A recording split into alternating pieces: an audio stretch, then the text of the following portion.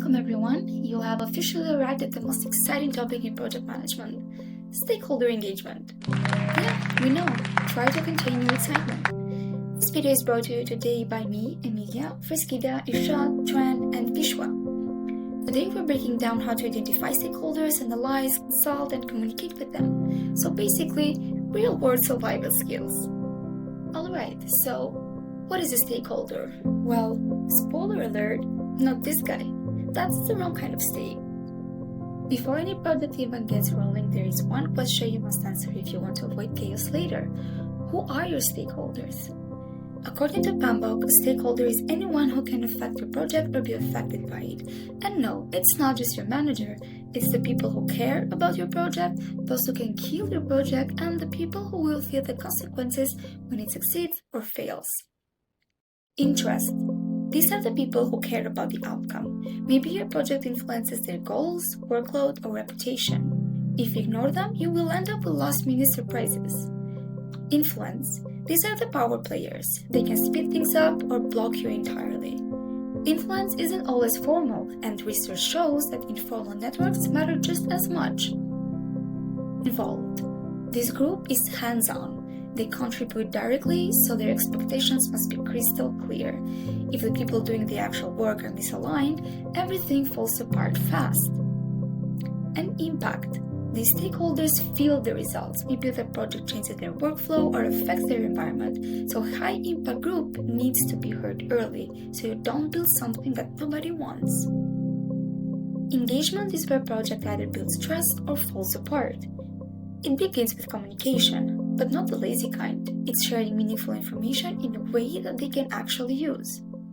Next comes collaboration. Good projects treat stakeholders like partners, not obstacles.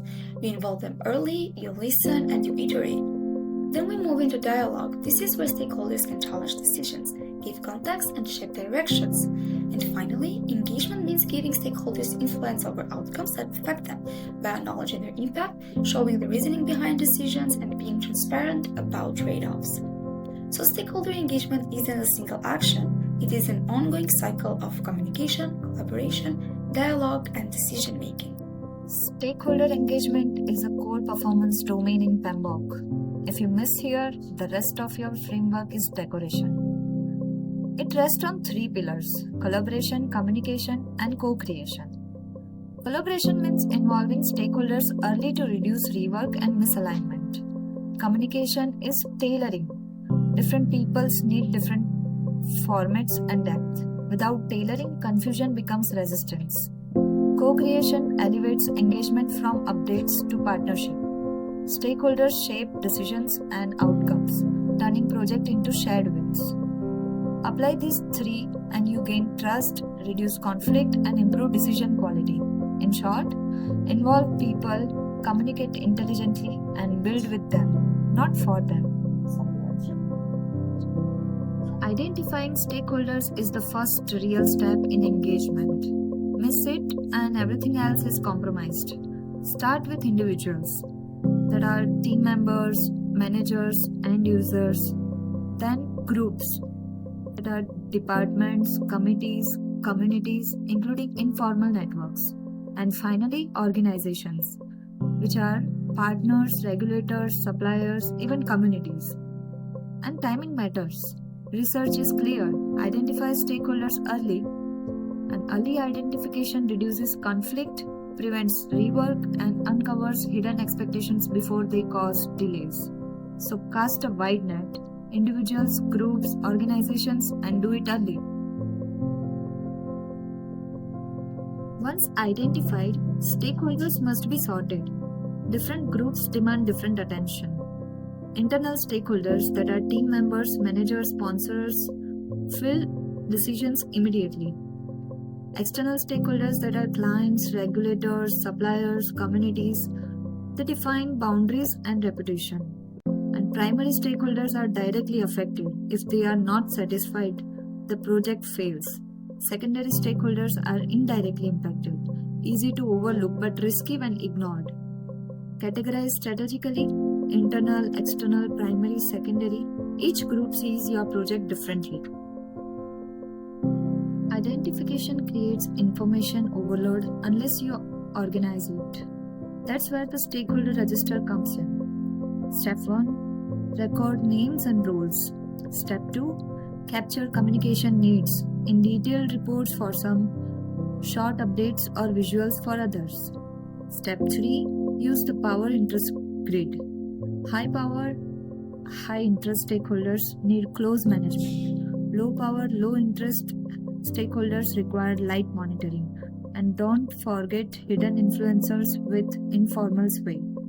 The stakeholder register isn't paperwork, it's your map. Who matters, how to reach them, and how much attention to give. Once stakeholders are identified, the next step is understanding how much attention each one needs. The power interest grid removes guesswork and tells you exactly where to focus. The first one, high power, low interest, keep certified. These stakeholders can disrupt the project even if they're not involved directly. Keep them certified with concise updates enough to reassure them, not overwhelm them. Next, high power, high interest, manage closely. This group is top priority. They care, they influence outcomes, and they need continuous engagement. If you lose them, you jeopardize the project. Next one, low power, low interest, monitor. Line monitoring is enough. Keep them informed at a distance so they're not blindsided, but don't overinvest time. The last one, low power in high interest. Keep informed. They care but lack authority. Keep them updated and open to feedback. They often analyze who can spot risk earlier. In summary, the power interest grid ensure focused, effective engagement. Treat stakeholders based on influence and interest, not equally, and you avoid noise, build trust, and maintain control. Identifying stakeholders gives you a list. Analyzing them gives you insight. Interest. Understand what they care about. Their interests. Review early opportunities and risks. Influence. Influence isn't just job title, network matter. Some stakeholders shape momentum quietly. Mapping this prevents surprise. Expectation. Unmet expectations cause conflict. Surface them early before they surface on their own. Engagement level. Classify stakeholders as unwell, resistant, neutral, supportive, and or leading. Engagement shifts over time, so strategies must adapt. Influence networks. The network review who drive decision and where bottlenecks form, often more accurately than organized check. Motivation and engagement. Knowing why stakeholders behave a certain way lets you engage them strategically, not reactively. So, stakeholder analysis predict behavior, prevents conflict, and create alignment that weaker teams fail to build. Stakeholders engage at different levels. Classifying them helps you understand who needs support, who needs alignment, and who can champion the project. Unaware, they don't know what's happening, breathing up to speak quickly. Resistant, they know but aren't supportive. Understand the reason behind their resistance and address it. Neutral, neither supportive nor opposed. Keep them informed so they don't slip into resistance. Supportive, they want the project to succeed.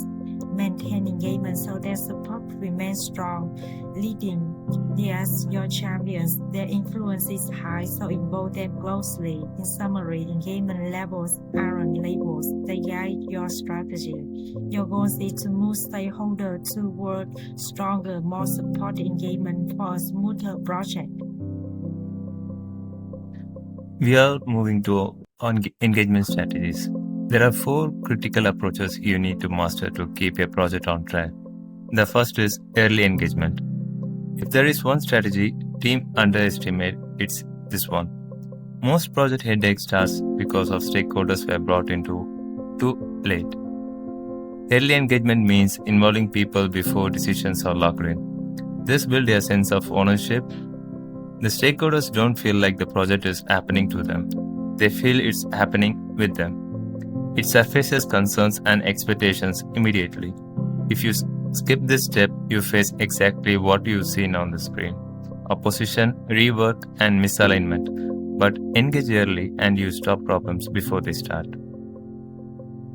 The second strategy is tailored communication. The most projects fail because of bad communication, and the biggest mistake is treating every stakeholder like they need the same message. You must adjust based on their needs and preferences.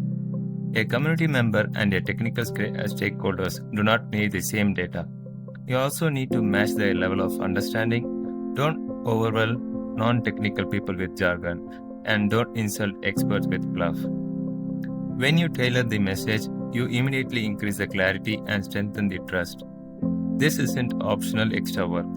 It is the only way to ensure people actually understand what you are doing. The third strategy is transparency and trust. Transparency isn't optional. If you hide risk or conflict, stakeholders guess, and they usually guess wrong. You must be open about uncertainties and constraints to kill rumors and build integrity. You also need to provide decision rationales. Explain the why behind your choices. It turns what looks like arbitrary decisions into logical ones they can respect. This reinforces psychological safety. Stakeholders stop filling the gaps with anxiety and start participating constructively. Sharing risk and limitation isn't vulnerability, it's a stewardship and leadership. Finally, we have the continuous engagement. Engagement isn't the one-off checkbox. As you can see, it is a continuous loop. You communicate, gather feedback, make adjustment, and re-engage. This cycle keeps the stakeholders connected instead of drifting. This approach allows you to identify risk before they become expensive. It keeps everyone aligned and allows for adaptive decision making when conditions shift. Conflict isn't a failure. It's a natural result of people bringing different values, priorities, and interpretations to the table. The real issue is when these differences stay hidden and turn into resistance. Strong teams handle conflict early. They negotiate workable trade-offs, document agreements so nothing gets misunderstood, and make sure people truly understand each other. Facilitated meetings, reading agreements, and stakeholder workshops help uncover real interests, not just surface-level positions. And when you use these tools, you get clearer ideas, more realistic expectations, and plans everyone can follow. Conflict becomes a source of clarity rather than a barrier. It's not about winning. It's always about understanding interests and moving forward together. Some stakeholders do more than participate, they actually influence. And when these central supportive stakeholders back your project, they become major assets. Their opinions travel fast, and their support carries weight, and people listen to them. They help your message land by shaping perceptions and speeding up communication across the network. And that's what the arrows on the diagram represent, their influence spreading outward. And when a trusted central stakeholder supports the project, resistance naturally decreases. They also help keep people aligned by clarifying misunderstandings and reinforcing project goals. And these stakeholders become informal ambassadors who defend the project and help maintain momentum. To make stakeholder engagement effective, you actually need structure. The Power Interest Grid helps identify who matters the most, and a communication plan defines how and when you communicate so nothing falls through. The engagement matrix maps each stakeholder to a clear strategy. Social network mapping shows who influences whom, and collaboration tools like Miro, Google Workspace, Teams, or Jira keep everything transparent and organized. And together, all these tools turn engagement from guesswork into a clear, intentional process. We talked about the theory, now let's see some examples which bring these principles to life. Starting with early engagement, like Tesla's factory in Nevada. State and local economic development agencies were engaged at the concept phase because they were in early, incentives and zoning approvals move unusually fast. For dealer communication, we see UNICEF vaccination campaigns. They tailor messaging to local culture and language, sometimes using religious leaders or local radio to communicate. Update changes radically when the messenger matches the audience. Next, we have transparency and trust, like the New Zealand COVID response. The government gave frequent detailed data and reasoning behind restrictions, and even people who disagreed respected the clarity, which kept compliance high.